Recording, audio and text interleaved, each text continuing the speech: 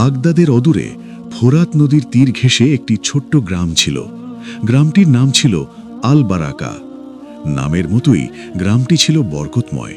সবুজ খেজুর বাগান, ফলে ফুলে ভরা উর্বর জমি আর নদীর শীতল হাওয়া, সব কিছু মিলিয়ে গ্রামটি ছিল যেন এক ছোট্ট জান্নাতের টুকরো। এই গ্রামেই থাকত দুই সহোদর ভাই, বড় ভাই হারিস আর ছোট ভাই ইউসুফ। তাদের পিতা আবদুল্লাহ ইবনে সালিম ছিলেন একজন সৎ ও ধার্মিক ব্যবসায়ী। তিনি বাগদাদের বাজারে কাপড়ের ব্যবসা করতেন। জীবনভর হালাল উপার্জন করে তিনি যথেষ্ট সম্পদ অর্জন করেছিলেন। মৃত্যুর আগে তিনি তার দুই ছেলেকে কাছে ডেকে বলেছিলেন, আমার প্রিয় সন্তানেরা, আমি তোমাদের জন্য যে সম্পদ রেখে যাচ্ছি তা সমানভাবে ভাগ করে নিও। কিন্তু মনে রেখো, প্রকৃত সম্পদ হলো তাকওয়া, আল্লাহর ভয়। দুনিয়ার সম্পদ ক্ষণস্থায়ী, কিন্তু আখেরাতের সম্পদ চিরস্থায়ী। পরস্পরকে ভালোবেসো, একে অপরের পাশে থেকো এবং সর্বদা আল্লাহর পথে চলো। পিতার মৃত্যুর পর ইসলামী শরিয়া অনুসারে সম্পত্তি ভাগ হল। দুই ভাই সমান সম্পদ পেল, জমি, বাগান, কিছু স্বর্ণমুদ্রা এবং বাগদাদের বাজারে একটি দোকান। কিন্তু সময়ের সাথে সাথে দুই ভাইয়ের জীবনধারা সম্পূর্ণ ভিন্ন পথে মোড় নিল। বড় ভাই হারিস ছিল অত্যন্ত চতুর ও উচ্চাকাঙ্ক্ষী। সে দ্রুত ব্যবসা বাড়াতে লাগল, কিন্তু সমস্যা ছিল তার ব্যবসার পদ্ধতিতে। সে পণ্যে ভেজাল মেশাতো, মাপে কম দিত আর দরিদ্র ক্রেতাদের কাছ থেকে অতিরিক্ত দাম আদায় করত। সুদের কারবারেও জড়িয়ে পড়ল সে। গরিব কৃষকদের ঋণ দিয়ে তাদের জমি দখল করত। কয়েক বছরের মধ্যেই হারিস হয়ে উঠল গ্রামের সবচেয়ে ধনী ব্যক্তি। তার বিশাল প্রাসাদ তুল্য বাড়ি, অজস্র ভৃত্য, আরবি ঘোড়া এবং ভরা গুদাম, সব কিছু দেখে মানুষ তাকে ঈর্ষা করত। হারিস তার সম্পদ নিয়ে অহংকার করত। সে মনে করত তার এই সাফল্য সম্পূর্ণ তার নিজের বুদ্ধি ও পরিশ্রমের ফল। আল্লাহর শুকরিয়া আদায় করার কথা সে ভুলে গিয়েছিল। নামাজ পড়া ছেড়ে দিয়েছিল, রোজা রাখত না, জাকাত দেওয়া তো দূরের কথা, গরিবদের দেখলে তাচ্ছিল্য করত। অন্যদিকে ইউসুফ ছিল সম্পূর্ণ ভিন্ন প্রকৃতির মানুষ। সে ছিল সরল, সৎ এবং আল্লাভীরু। পিতার কাছ থেকে পাওয়া সম্পত্তি দিয়ে সে ছোটখাটো ব্যবসা শুরু করল। সে কখনো প্রতারণা করত না, সঠিক মাপে পণ্য দিত আর ন্যায্য দামে বিক্রি করত। কিন্তু ভাগ্যের নির্মম পরিহাস, একবার বন্যায় তার ফসল নষ্ট হল, আরেকবার ডাকাতেরা তার বাণিজ্য কাফেলা লুট করল। ধীরে ধীরে ইউসুফ দরিদ্র হয়ে পড়ল। তার ছোট্ট মাটির ঘরে সে তার স্ত্রী ফাতেমা আর 3 সন্তানকে নিয়ে কোনো রকমে দিন কাটাত। কিন্তু ইউসুফ কখনো আল্লাহর প্রতি অভিযোগ করেনি। সে নিয়মিত 5 ওয়াক্ত নামাজ পড়ত, রোজা রাখত আর যতটুকু সামর্থ্য ছিল ততটুকু দিয়ে অন্যদের সাহায্য করত। একদিন ইউসুফের পরিবারে খাবার ফুরিয়ে গেল। 3 দিন ধরে তার ছোট ছেলে আদনান জ্বরে ভুগছিল, কিন্তু হেকিমের কাছে যাওয়ার পয়সা ছিল না। স্ত্রী চোখের পানি লুকিয়ে ইউসুফকে বলল, তোমার ভাই হারিসের কাছে একবার যাও, সে তো তোমার সহোদর, নিশ্চয়ই সাহায্য করবে। ইউসুফের মনে দ্বিধা ছিল। সে জানত হারিস এখন কেমন মানুষ হয়ে গেছে। তবুও সন্তানের মুখের দিকে তাকিয়ে সে রাজি হল। পরদিন সকালে ফজরের নামাজ পড়ে ইউসুফ বের হল হারিসের প্রাসাদের দিকে। যেতে যেতে সে মনে মনে দোয়া করতে লাগল, ইয়া আল্লাহ, তুমি সকল অবস্থায় আমার জন্য যা কল্যাণকর তাই করো। তুমি সর্বশ্রেষ্ঠ পরিকল্পনাকারী। হারিসের প্রাসাদের সামনে পৌঁছে ইউসুফ থমকে দাঁড়াল। বিশাল লোহার ফটক, প্রাসাদের চারপাশে সুসজ্জিত বাগান, ফোয়ারা থেকে জল ছিটকে পড়ছে, সব কিছু দেখে ইউসুফের মনে কোনো ঈর্ষা জাগল না। বরং সে ভাবল, সুবহানাল্লাহ, আল্লাহ যাকে ইচ্ছা দেন, যতটুকু ইচ্ছা দেন। দারোয়ান ইউসুফকে চিনত। সে ভেতরে খবর পাঠালো। অনেকক্ষণ অপেক্ষার পর হারিস ইউসুফকে ডেকে পাঠালো। ইউসুফ ভেতরে গিয়ে দেখল হারিস রেশমি গদিতে হেলান গিয়ে বসে আছে। তার চারপাশে ফল, মিষ্টি আর শরবতের পাত্র সাজানো। হারিস ইউসুফকে দেখে কটমট করে তাকালো। কি চাও? হারিসের গলায় কোনো ভ্রাতৃস্নেহ ছিল না। ভাই, আমার ছেলে আদনান অসুস্থ, 3 দিন ধরে জ্বরে ভুগছে, হেকিমের কাছে নিয়ে যেতে হবে, আর ঘরে খাবারও ফুরিয়ে গেছে, যদি তুমি কিছু সাহায্য করো। ইউসুফের কণ্ঠ ভারী হয়ে এলো। হারিস উচ্চস্বরে হেসে উঠল, দেখো ইউসুফ, আমি আর তুমি একই পিতার সন্তান, একই সম্পদ পেয়েছিলাম। আমি আমার বুদ্ধি খাটিয়ে ধনী হয়েছে, আর তুমি তোমার বোকামিতে গরিব হয়েছ। এটা তোমার নিজের দোষ। তুমি সারাদিন নামাজ রোজা নিয়ে পড়ে থাকো, অভাবী মানুষদের তোমার শেষ রুটিটাও দিয়ে দাও। এসব করে কি লাভ হলো? তোমার আল্লাহ তোমাকে কি দিলেন? ইউসুফ শান্ত কণ্ঠে বলল, ভাই, আল্লাহ আমাকে সবর দিয়েছেন, ঈমান দিয়েছেন, পরিবারের ভালোবাসা দিয়েছেন। এগুলো কি কম? বাজে কথা। হারিস রাগত স্বরে বলল, দুনিয়ায় টাকাই সব, টাকা ছাড়া তোমার ঈমান সবর কিছুরই মূল্য নেই। যাও, আমার কাছে ভিক্ষা করতে আসো না, নিজের পায়ে দাঁড়াতে শেখো। ইউসুফের চোখে পানি এলো, কিন্তু সে কোনো কটু কথা বলল না। সে শুধু বলল, আল্লাহ তোমাকে হেদায়াত দিন ভাই, আমি তোমার জন্য দোয়া করি। এই বলে সে চলে এলো। ফেরার পথে ইউসুফ মসজিদে ঢুকে 2 রাকাত নামাজ পড়ল এবং আল্লাহর কাছে কান্নায় ভেঙে পড়ল। ইয়া রাব্বি, তুমি আমার সন্তানকে সুস্থ করো, আমার পরিবারকে রিজিক দাও, তুমিই একমাত্র রিজিক দাতা। আর আমার ভাইকে হেদায়াত দাও, তার অন্তর নরম করো। মসজিদ থেকে বের হওয়ার সময় ইউসুফের সাথে দেখা হলো গ্রামের ইমাম শাইখ আবু বকর আল বাসরির সাথে। শাইখ ছিলেন একজন বিদ্বান ও দূরদর্শী মানুষ। তিনি ইউসুফের বিষণ্ণ মুখ দেখে জিজ্ঞেস করলেন, কি হয়েছে ইউসুফ, তোমাকে বেশ চিন্তিত দেখাচ্ছে। ইউসুফ সব খুলে বলল। শাইখ আবু বকর গভীর দীর্ঘশ্বাস ফেললেন।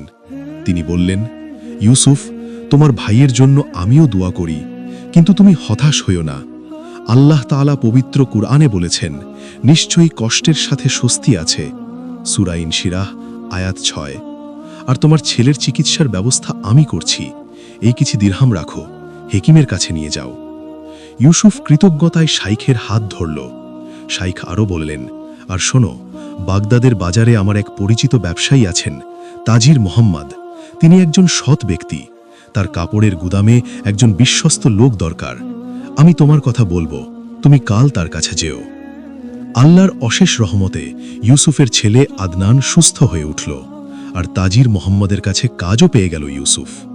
ইউসুফ তার সততা, পরিশ্রম আর আমানতদারিতা দিয়ে তাজির মোহাম্মদের মন জয় করল। কয়েক মাসের মধ্যেই তাজির মোহাম্মদ ইউসুফকে তার ব্যবসার অংশীদার বানিয়ে নিলেন। ইউসুফ আগের মতোই সৎভাবে ব্যবসা করত, সঠিক মাপ, ন্যায্য দাম আর ক্রেতাদের সাথে সদ্ব্যবহার। ধীরে ধীরে তার সুনাম ছড়িয়ে পড়ল। মানুষ তার কাছে আসতে শুরু করল, কারণ তারা জানত ইউসুফের কাছে ঠকার ভয় নেই। এদিকে হারিসের জীবনে ঝড় আসতে শুরু করল। প্রথমে তার একটি বড় বাণিজ্য কাফেলা মরুভূমিতে পথ হারিয়ে ধ্বংস হল। তারপর বাগদাদের গভর্নর তার সুদের কারবার ও প্রতারণার বিরুদ্ধে অভিযোগ পেয়ে তদন্ত শুরু করলেন। হারিসের অনেক জমি আর সম্পত্তি বাজেয়াপ্ত করা হলো। যে মানুষগুলো তার সম্পদের জন্য তার চারপাশে ঘুরত, তারা সব সরে গেল। তার তথাকথিত বন্ধুরা মুখ ফিরিয়ে নিল, এমনকি তার নিজের ভৃত্যরাও তাকে ছেড়ে চলে গেল। একদিন রাতে হারিসের প্রাসাদে আগুন লাগল। আগুনে তার গুদামের সব পণ্য পুড়ে ছাই হয়ে গেল। হারিস দৌড়ে বের হলো, কিন্তু তার কাছে আর কিছুই রইল না। সেই রাতে সে রাস্তায় দাঁড়িয়ে তার পুড়ে যাওয়া প্রাসাদের দিকে তাকিয়ে প্রথমবারের মতো অনুভব করল সে কতটা একা। তার সম্পদ ছিল, কিন্তু কেউ ছিল না যে তাকে ভালোবাসত। তার অহংকার ছিল, কিন্তু কেউ ছিল না যে তাকে সম্মান করত। সে ভেঙে পড়ল। কয়েকদিন পর যখন হারিস ক্ষুধার্ত ও অসহায় অবস্থায় গ্রামের এক গলিতে বসেছিল, তখন একজন মানুষ তার কাছে এসে একটি রুটি ও পানির পাত্র দিল। হারিস চমকে তাকালো। সেই মানুষটি ছিল ইউসুফ, তার ছোট ভাই, যাকে সেদিন অপমান করে তাড়িয়ে দিয়েছিল। ভাই, খাও। ইউসুফ মৃদু হেসে বলল, তুমি আমার রক্তের ভাই, তুমি যে অবস্থাতেই থাকো আমি তোমার পাশে আছি। হারিসের চোখ দিয়ে অঝরে পানি গড়িয়ে পড়ল। সে ইউসুফের পায়ে পড়ে কাঁদতে লাগল। ইউসুফ, আমাকে মাফ করো, আমি তোমার সাথে অন্যায় করেছি, আমি সবার সাথে অন্যায় করেছি, আমি আল্লাহর সাথে অন্যায় করেছি, আমি অহংকারী ছিলাম, প্রতারক ছিলাম, আমার সম্পদ আমাকে অন্ধ করে দিয়েছিল। ইউসুফ তার ভাইকে জড়িয়ে ধরল। ভাই, আল্লাহ তো তওবাকারীদের ভালোবাসেন, তুমি সত্যিকারের তওবা করো, আল্লাহ নিশ্চয়ই তোমাকে ক্ষমা করবেন, আর আমি তোমাকে অনেক আগেই মাফ করে দিয়েছি। ইউসুফ তার ভাইকে নিজের বাড়িতে নিয়ে এলো। ততদিনে ইউসুফের অবস্থা আগের চেয়ে অনেক ভালো হয়েছে। বড় প্রাসাদ না হলেও একটি সুন্দর পরিপাটি বাড়ি হয়েছে। ফাতেমা তার দেবরকে স্বাগত জানালো এবং গরম খাবার পরিবেশন করল। ইউসুফের 3 সন্তান আদনান, মারিয়াম আর হাসান চাচাকে ঘিরে ধরল। সেই রাতে ইউসুফ হারিসকে নিয়ে মসজিদে গেল। শাইখ আবু বকর হারিসের তওবার কথা শুনে আবেগপ্লাবিত হলেন। তিনি বললেন, হারিস, আল্লাহ তাআলা পবিত্র কুরআনে বলেছেন, বলো, হে আমার বান্দাগণ, যারা নিজেদের উপর অত্যাচার করেছ, তোমরা আল্লাহর রহমত থেকে নিরাশ হও না। নিশ্চয়ই আল্লাহ সমস্ত গুনাহ ক্ষমা করে দেন, তিনি তো ক্ষমাশীল, দয়ালু। তুমি খাঁটি মনে তওবা করো, অতীতের ভুলের প্রায়শ্চিত্ত করো আর নতুন করে শুরু করো। হারিস সেই রাতে জীবনে প্রথমবারের মতো সত্যিকারের নামাজ পড়ল। তার চোখের পানি জায়নামাজ ভিজিয়ে দিল। সে আল্লাহর কাছে ক্ষমা চাইল, তার অহংকারের জন্য, তার প্রতারণার জন্য, তার ভাইকে অপমান করার জন্য, গরিবদের ঠকানোর জন্য, নামাজ রোজা ছেড়ে দেওয়ার জন্য, সুদের কারবার করার জন্য। পরের দিন থেকে হারিস যেন সম্পূর্ণ নতুন মানুষ হয়ে গেল। সে ইউসুফের ব্যবসায় কাজ করতে শুরু করল। আগে সে চতুরতায় ব্যবসা করত, এখন সে সততায় ব্যবসা করতে শিখল। ইউসুফ তাকে শেখালো কিভাবে হালাল উপায়ে ব্যবসা করতে হয়, কিভাবে ক্রেতাদের সাথে ন্যায্য ব্যবহার করতে হয়। হারিস গ্রামের সেই সব মানুষদের কাছে গেল যাদের সে ঠকিয়েছিল, যাদের জমি জোর করে নিয়েছিল। সে তাদের কাছে ক্ষমা চাইল এবং যতটুকু সম্ভব ক্ষতিপূরণ দেওয়ার চেষ্টা করল। প্রথমে মানুষ তাকে বিশ্বাস করেনি। তারা ভেবেছিল এটা হয়তো হারিসের নতুন কোনো চালাকি। কিন্তু সময়ের সাথে সাথে যখন তারা দেখল হারিস সত্যিই বদলে গেছে, সে নিয়মিত নামাজ পড়ছে, গরিবদের সাহায্য করছে, সৎভাবে জীবনযাপন করছে, তখন তারাও তাকে ক্ষমা করে দিল। একদিন শাইখ আবু বকর জুমার খুতবায় দুই ভাইয়ের কাহিনী বললেন। তিনি বললেন, প্রিয় মুসল্লিগণ, ইউসুফ ও হারিসের কাহিনী থেকে আমাদের অনেক শিক্ষা নেওয়ার আছে। প্রথমত, সম্পদ আল্লাহর পরীক্ষা। আল্লাহ তাআলা বলেছেন, তোমাদের ধন সম্পদ ও সন্তান সন্ততি তো পরীক্ষার স্বরূপ। সূরা তাগাবুন আয়াত 15। হারিসকে আল্লাহ সম্পদ দিয়ে পরীক্ষা করেছিলেন, কিন্তু সে সেই পরীক্ষায় প্রথমবার ব্যর্থ হয়েছিল। সে সম্পদকে আল্লাহর নেয়ামত মনে না করে নিজের অর্জন মনে করেছিল। দ্বিতীয়ত, দারিদ্র্যও আল্লাহর পরীক্ষা। ইউসুফকে আল্লাহ দারিদ্র্য দিয়ে পরীক্ষা করেছিলেন, আর ইউসুফ সবরের সাথে সেই পরীক্ষায় উত্তীর্ণ হয়েছিল। সে কখনো আল্লাহর প্রতি অভিযোগ করেনি, কখনো হারাম পথে পা বাড়ায়নি। তৃতীয়ত, ক্ষমা করার মহিমা। ইউসুফ তার ভাইকে ক্ষমা করে দিয়েছিল, যদিও হারিস তাকে চরম অপমান করেছিল। রাসূলুল্লাহ সাল্লাল্লাহু আলাইহি ওয়াসাল্লাম বলেছেন, দয়া করো, তোমাদের প্রতি দয়া করা হবে, ক্ষমা করো, তোমাদের ক্ষমা করা হবে। চতুর্থত, তওবার দরজা সর্বদা খোলা। হারিস যতই অন্যায় করুক না কেন, যখন সে সত্যিকারের তওবা করেছে, আল্লাহ তাকে ক্ষমা করেছেন এবং নতুন জীবন দান করেছেন। পঞ্চমত, প্রকৃত সম্পদ হল ঈমান, তাকওয়া এবং মানুষের ভালোবাসা। ইউসুফ দরিদ্র ছিল, কিন্তু তার কাছে এমন সম্পদ ছিল যা টাকা দিয়ে কেনা যায় না। একটি ভালোবাসাপূর্ণ পরিবার, মানুষের শ্রদ্ধা এবং আল্লাহর সন্তুষ্টি। এই খুতবা শুনে মসজিদের প্রতিটি মানুষের চোখে পানি এসেছিল। হারিস ও ইউসুফ দুই ভাই পাশাপাশি বসে কাঁদছিল, তবে এবার তাদের চোখের পানি ছিল কৃতজ্ঞতার, আনন্দের। সময় গড়িয়ে চলল। দুই ভাই মিলে একসাথে ব্যবসা করতে লাগল। এবার হারিসের ব্যবসায়িক বুদ্ধি আর ইউসুফের সততা দুটো মিলে তাদের ব্যবসা দ্রুত এগিয়ে চলল। কিন্তু এবারের ব্যবসা ছিল সম্পূর্ণ হালাল। কোনো প্রতারণা নেই, কোনো সুদ নেই, কোনো ভেজাল নেই। তারা তাদের লাভের একটি বড় অংশ জাকাত ও সাদাকা হিসেবে বিতরণ করত। গ্রামের এতিম শিশুদের জন্য একটি মক্তব প্রতিষ্ঠা করল, যেখানে কুরআন শিক্ষা দেওয়া হতো। গরিব রোগীদের জন্য বিনামূল্যে চিকিৎসার ব্যবস্থা করল।